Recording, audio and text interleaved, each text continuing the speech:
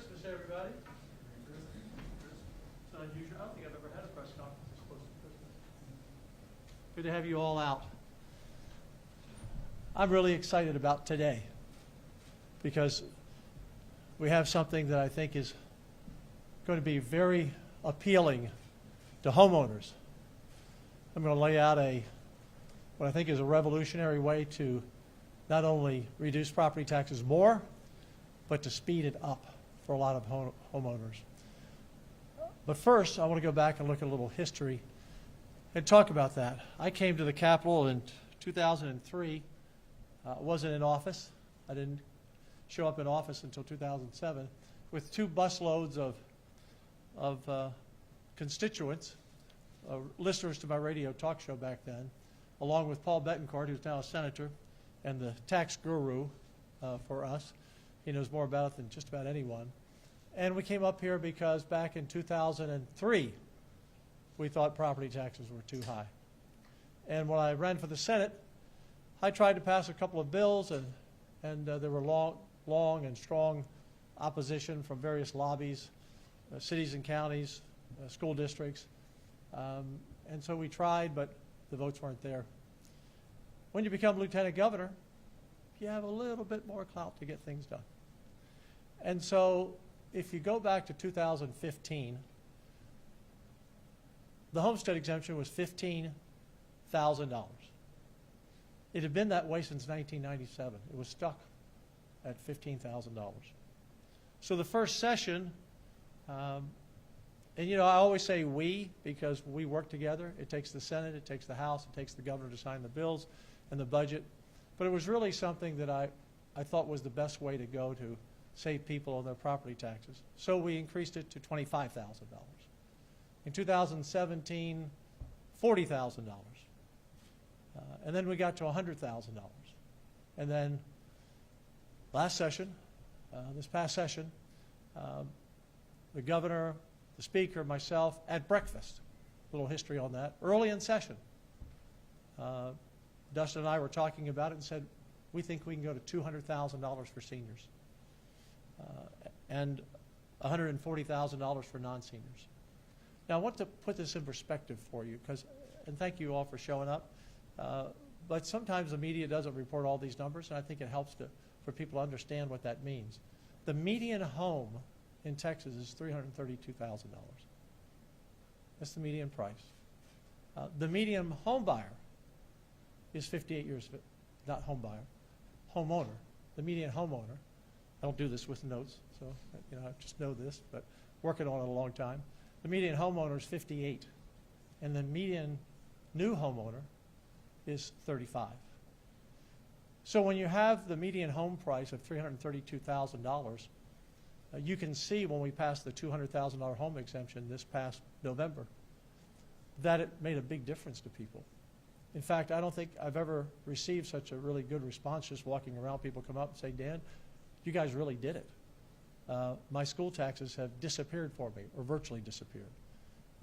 Today, the average senior homeowner in Texas no longer pays school taxes for the rest of their life. When they turn 65, their values are frozen, and it will only go down moving forward. And those under 65, over the last several years, combination of homestead and compression, they're seeing their property taxes for schools, their school property taxes, go down 45 to 50%. In the last several years, the average Texas homeowner has saved $2,000 on their property taxes by homestead exemptions going up and some compression that we work in there. But that's not enough, and we all know that's not enough.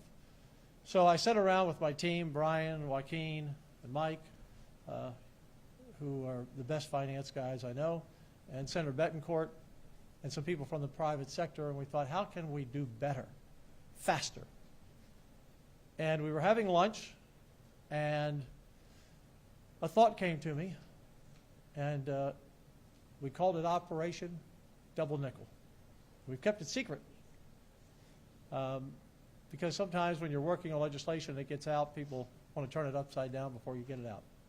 What's Operation Double Nickel? What's revolutionary?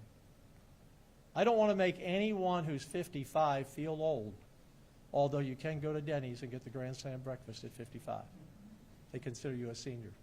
I don't consider seniors 55. But in this case, I want to treat them like a senior who's 65. So part one of my tax plan. We're going to take the senior homestead exemption, where your taxes are frozen and your values are frozen, down to 55. Now this is huge. What does that mean? That means for an extra 10 years, from 55 to 65, your values are frozen. You don't ever have to worry about appraisals anymore. And by the way, how many homeowners is that? So we have about 6.1 million homeowners in Texas. 3.3 million homeowners will have their values frozen, and their taxes will continue to go down, and they won't even have an issue with appraisals anymore. So Operation Double Nickel is 55. We're going to take the homestead exemption that now goes to 65 down to 55. Let me tell you something else this does. You know, if you're 65, maybe you live in your home another 10 years before you maybe downsize or move into an apartment.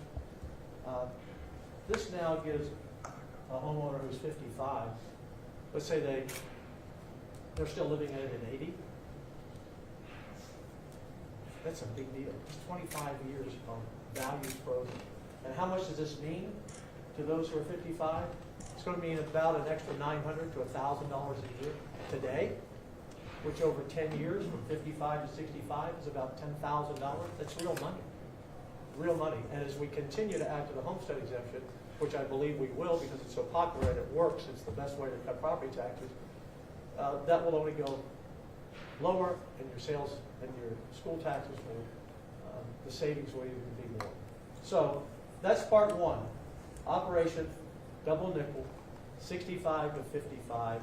Again, this means about 3.3 million homeowners out of 6 million homeowners. Values are frozen. Appraisals will never matter again. Part two. I love homestead exemptions. Someone said, you're the father of homestead exemptions. I said, I don't know about that, but I like them. Why do I like them? Why do people keep voting for them? 79%, I think, last November. The year before that, it was 80-some thousand. Because people understand them. Because they're permanent. When they vote on an amendment, they're in the Constitution. You can never take it away. With compression, which is a way of compressing, reducing the tax rate, that can go away at any time. So I'm proposing we add another $40,000 to the homestead exemption next session. So that would take seniors 240,000 and take those under 65, or now under 55, to $180,000. And we can do this. We can afford it. This whole plan for the biennium is going to be a little less than $4 billion to take you from 65 to 55 and to increase the homestead exemption. And by the way, if the governor or the speaker want to add to this, and we have the dollars, and we want to make it increase it to 50,000, we are on a path now to eliminate school property taxes for every homeowner in Texas in the next few years, no matter their age. We've already done it now for seniors. We are going to expedite this for those 55 now, getting 10 more years of savings. And I believe in the next few sessions, we're going to be able to eliminate school property taxes with homestead exemptions. Third part of the plan, because this is important. The legislature deals with school property taxes, but you have local property taxes. We need to pass legislation, and we've begun working on this with the 3.5% cap on spending for local cities and counties. We need to continue to put emphasis on lowering the other part of your property tax bill. We have to have growth plan. You have to allow our cities and counties to breathe and grow, because the Texas Miracle is about growth. In 2000, there were about 18 million Texans. Today, close to 30 million Texans. And in another 15 years, there may be 45 million Texans. Well, we have to build schools. We have to give police officers a raise. We have to build infrastructure. But the message to our local governments is you need to be responsible with how you spend your money and be very careful about it. Because we want to keep the property taxes on the city and county side as low as we can make it. And this will be something that we'll work through with the legislature. The House, the Senate, rural, urban, suburban, Republicans, Democrats, will come up with improving that and be looking to work with everybody on that issue. So I want to talk about the homestead and the compression for a minute. For every $1 billion that we invest in homestead exemptions that go in our budget, we have to pay for it, you get about $130 savings. For every $1 billion of compression, which is reducing the tax rate, you get about $30. So if we spend $10 billion on homestead exemption, that's a $1,300 savings on average. We're talking rough numbers. Or not too rough, pretty close, but on average. But $10 billion in compression is only $300. So what would you rather have, $1,300 or $300? And remember, homestead, the people vote on it overwhelmingly. It's in the Constitution, can never be taken away from you. Your homestead exemption will travel with you, whether you're 55, 56, 57, 58, whatever your age, now that it's frozen, 55 and up, it'll travel with you anywhere in the state and any house you own. It travels with you. So the homestead exemption by far is the biggest bang for the buck, and it's guaranteed. Compression is not. I want to address, and I'll take a few questions in a moment, but I want to address one thing I read on social media a lot, and I hear a lot. And it's just not accurate to say that we can abolish all property taxes and it's only going to cost 1 or 2 cents on the sales tax. I'm a math guy. I'm a data-driven guy. I've been working on these numbers for a long time. And as Paul Betancourt says, wait, there's more. Yeah, there's more to that story when people say, we're going to eliminate all property taxes. Well, where will the money come to fund any kind of government except sales tax? So how much would it cost to get rid of all school property taxes? We would have to increase the sales tax 14 to 15 cents on everything you buy, just to get rid of the school taxes. Now, how do I know this? Because before last session, we had interim hearings on this. We had the Legislative Budget Board. We did a lot of hearings on this. I mean, we're not just throwing numbers out. This is what it costs. Now, why does it cost 14 or 15 cents just to get rid of all school taxes when your sales tax, which would be the highest in the land? And I don't think would ever pass, because to get rid of all school taxes is about $40 billion. And that's what it would take for us to collect taxes to get rid of all school property taxes. And, you know, when I say to people we're getting rid of all school property taxes, some people say, well, what's happening to the school funding? No, the schools are not losing any money. The schools are getting paid because we're writing the check on your behalf from the money we have at the state that comes in through our growing economy to pay your school property taxes. So the schools aren't losing out. But if we want to eliminate them all, it's not a penny, it's not 2 pennies, it's not 3 pennies. You'd have to go from 8 1/4 cents to 14 or 15 cents. You'd have to double the sales tax. And by the way, when I said 40 billion is what it would cost to eliminate all school taxes, guess what our education budget is? $40 billion. You wouldn't have any money left to educate anybody. So we can eliminate all school taxes through the homestead exemption, lowering to 55. Maybe the governor and the speaker say, hey, let's go lower it to 50. I'm all in, because I believe our #1 emphasis should be, and has been, quite frankly, lowering property taxes. In 2017, just to give you an idea, out of our budget that we send schools to help reduce property taxes, we spent $3 billion. This past session, $51 billion. So we've spent a lot of money. About 21% of our entire budget now goes to lowering property taxes. But a lot of people don't see it because the locals are raising their taxes a little bit, so that's why we have to make sure that doesn't happen. Still allowing them to grow, and so we can keep our Texas Miracle going. But we can do it just like we've done it for seniors. I mean, I am amazed in 10 years since we increased the homestead exemption from 15 to 25,000, that we're sitting here today with seniors who aren't paying any more school taxes for the rest of their life. It's pretty amazing. Now, there's also, I read it online all the time, well, let's just get rid of all property taxes. What would that cost us? You'd have to raise the 8-cent sales tax rate a quarter to 25 to 26%. 26 cents. So on everything you buy, 25%. Again, I don't think the people in Texas are going to want to spend 25 cents on everything they buy. It would definitely impact our businesses. It would impact, what about all these seniors who finally aren't paying school taxes anymore, and now you're going to tell them they're going to pay 25 cents on everything they buy? It's not going to fly. So, I hope you all print that for the record. If you want to get rid of all property taxes, if you all want to increase your, I say you all, the voters, increase the sales tax to 25 or 26 cents, that's how you do it. I don't think that's realistic. And then if you want to get rid of all school taxes, as you saw, it would be 14 to 15 cents. So again, we have the plan. It's Operation Double Nickel. Let's give people who turn 55 the same opportunity to get out of the appraisal business, to have their taxes frozen or their values frozen for the rest of their life, and pretty much not pay any school taxes years sooner than now. Why wait to 65 to get this advantage? And I think over time, like I said, we could even bring it down a little less. So we're on a path in the Senate. I believe we'll have support. We've kept this pretty close hold, Operation Double Nickel. But I think the people are really going to like it, and they're going to see the savings for 10 more years.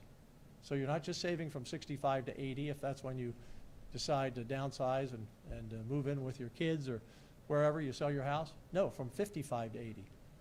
Another 10,000 in your pocket or more. That's the way we get this done. We focus on local control of their taxes.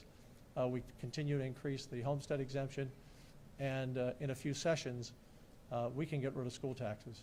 We can get it done, depending on, the numbers we have to work with each year. I mean, some years it may be a few billion, some years it may be more, depending on the economy in that given year and the surplus. So that's the direction we're going. Let me open up for any questions. Did you say there would be a sales tax impact on just the double nickel, or are you just taking out the money? No. I want to be very clear if I confused anybody. There is no sales tax for the double nickel. There's no sales tax for going up $40,000 again. Okay, so no increase on sales tax. Did anyone else hear me say that? I hope not. No, I'm saying when I read online, we can get rid of all property taxes. I'm saying to get rid of all property taxes, you'd have to go from 8 cents, the current, to 25 cents. Yeah, I heard that. Okay. Make sure I didn't miss it. Okay, good. But good. And then if you want to get rid of all school taxes, 14 or 15 cents, which would be by far put us very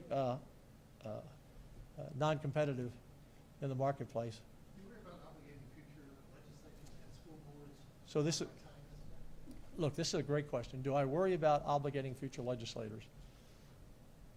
If you ask Joan Huffman, if you ask my finance team, if you ask my senior staff, one of the things I've said often is we have to be responsible with this money. We had a $40 billion surplus, a $24 billion surplus.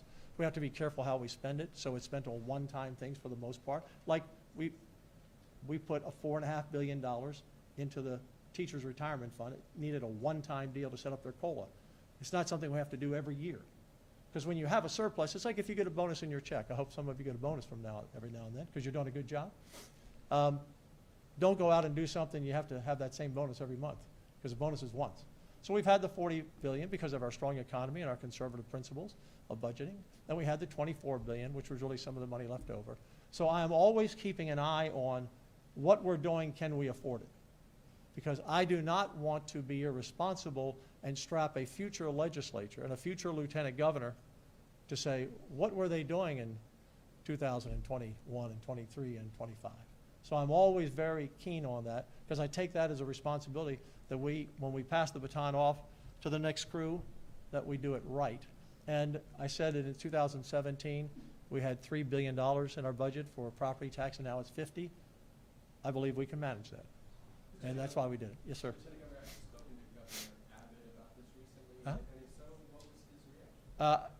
This is the first time anyone's ever seen it. Do you Top worry secret, about- Operation Double Nickel. Do you worry about that? Because, I mean, the governor and your friends at the Texas Public Policy Foundation are very forward about we gotta do one of eliminating tax. Are you throwing a bit of cold water on that? No, I'm not throwing any cold water. I'm just telling you what it cost. Because when I see DeSantis in Florida, his plan, he doesn't say what it cost. Yes, we can eliminate all property taxes. But then how do you pay for anything? How do you build anything? What happens to the Texas Miracle when we shut everything down? So we can, I'm just saying the way to do it is through homestead exemptions and lowering that threshold, which locks in their values forever. And think about this if you're a homeowner who's watching now. And you say, well, I'm not 55, but if you're 48 or 51, I can get my value frozen in 5 or 6 years instead of 16 years. That's a big deal. Especially, remember, the median home buyer, new home buyer is 38, and the median homeowner is 58. So now I'm not throwing cold water on anything. We would all like to do that. I just want to put a cost on it because the responsible thing to do is have an answer. Well, how do we do that? How do we pay for it? Look, the governor's plan, I know he's kind of working through it. We'll work through this as well. What I'm excited about, I'm not being critical. I'm just saying what I'm excited about is we have a governor and a speaker and a lieutenant governor whose number one mission, all three of us, is to cut property taxes. And the first, and we control, remember, the state controls the school property taxes. We can by paying for them. We don't pay for the locals. But if we want to, remember, it's 25 cents on everything you own. So that's all. And TPPF, we work very well together. Here's what I know. The proof is in the pudding. Every time we put homestead exemptions on the ballot, it passes overwhelmingly. Number two, it's in the Constitution guaranteed and can't be taken away. And number three, over the last 3 sessions, we've gone to eliminating school property taxes for the average senior. That's pretty powerful. Pretty powerful. And by the way, the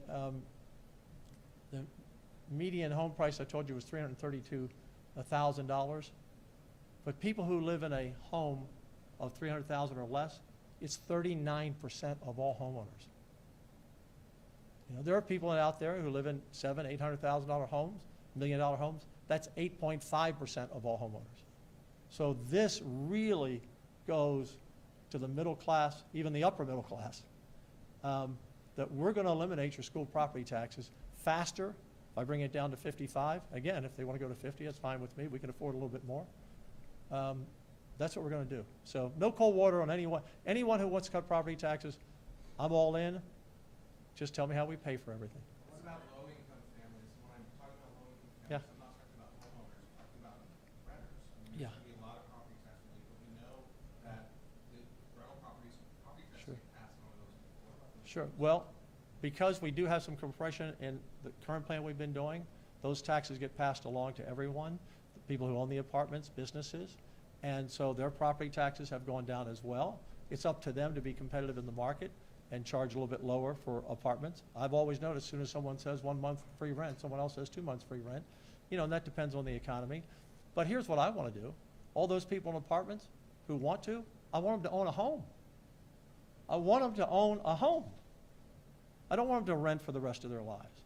And there are various barriers that have kept people out. I don't want the median age, I got all these numbers in my head, of 35 going to 40. I'd rather see it go down. I'd rather see younger people buying their first home. And one of the things that's been a daunting task is property taxes that every year used to go up 7, 8, 9% a year. And we've got our arms around that. We've wrestled that down. We've made good and measurable progress, but there's still more to do. And this is so cost effective. From 65 to 55 will cost our budget about $1.3 billion. That is very doable. That's very doable.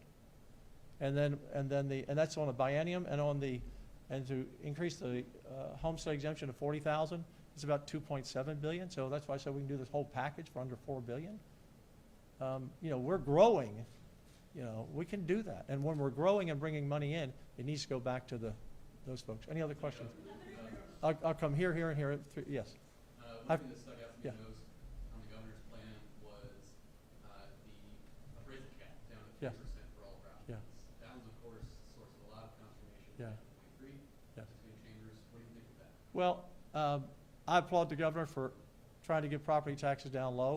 We can agree or disagree on some things. The appraisal cap eventually only raises taxes. In fact, New Jersey has a 4% appraisal cap, and they have the highest property taxes in the country.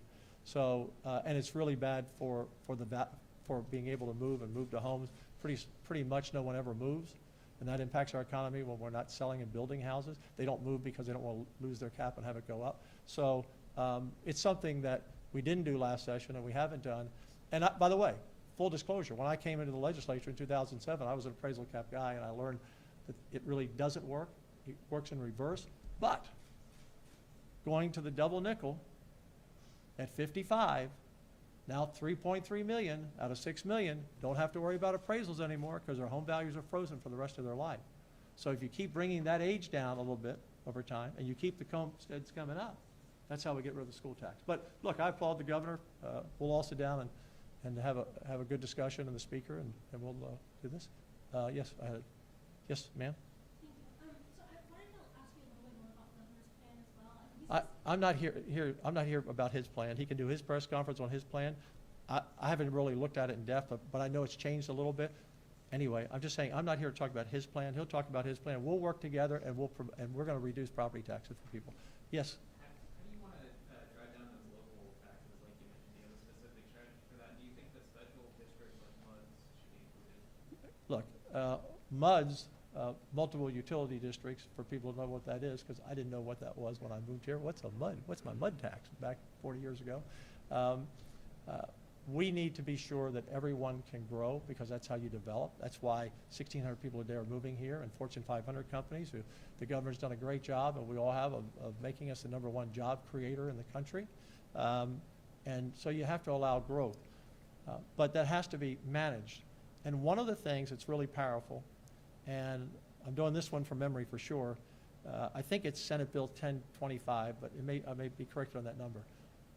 It already came into play. What Senate Bill 1025 said, you must put above the ballot language, this is a tax increase. And this last round for those tax increases and budgets, I believe that almost 60% failed in the past, would have passed. But now people say, oh, this is a tax increase? No, I don't need a $100 million football stadium. Or I don't need this, or I don't need that. So we wanted the more control. And we also passed a bill this session to eliminate the waivers. Because, you know, when we said local government can only spend or have their budgets increase, their revenues increase 3.5%, we allowed them a waiver. There was an amendment to the bill back then, I remember, in case there was a disaster, a hurricane hit a town, or a tornado. But too many of the cities and counties have taken advantage of that. So we've eliminated that waiver. You can get a waiver now, but it has to be signed by the governor. So no more of this game playing. Oh, we had a storm here, so this year we can, really raise your taxes. So those two things are important to. Again, we have to grow here, right? We have to grow in Texas. So do our cities and counties, but they have to do it responsibly, and there are needs out there, but they cannot be continuing to raise their taxes. Right now, a lot of them have found ways to go around the different laws we have to raise them higher, and we want to put an end to that. Last question. Lieutenant Governor, Yeah. I'm Schwager, Next Star Media. When you guys passed the homestead exemption Mhm. for seniors this last Yeah. session, the sole no vote, Nathan Johnson told us he felt it was overkill because it was double dipping. Who said it? Nathan Johnson, Senator Johnson. Okay. He said it was overkill because of the double dipping of the property Yeah. tax. appraisal. How about if you talk about the 30 who supported it instead of the one who voted no? Well, I just There's wanted to always get your one. perspective on Well, no, I don't have, Yeah. well, just to be very candid with you, I don't have to address every question of one senator who voted against, Nathan Johnson voted against his seniors in his district getting a $200,000 homestead exemption and having their school tax retired. I'll let him answer for that. Nathan Johnson's a good guy. I like Nathan. We work together on a lot of issues. But when there's 30-1, I'm not really worried about the one. I'd be worried if 30 were against it and only one wanted it, okay? Hey, thank you all. everyone. Quick question on I got- TAC, what Congress did. Are you happy with that?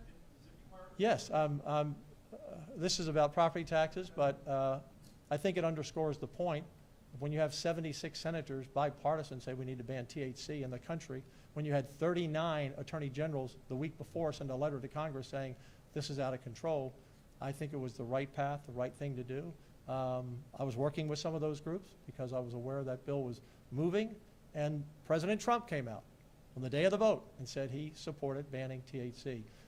We'll work through that. That bill doesn't become effective until later in 26, but we'll work through that. The governor and I will work through this. We'll figure this out, but we've been very clear where we are, and we'll figure it all out. Thank you very much. Appreciate it.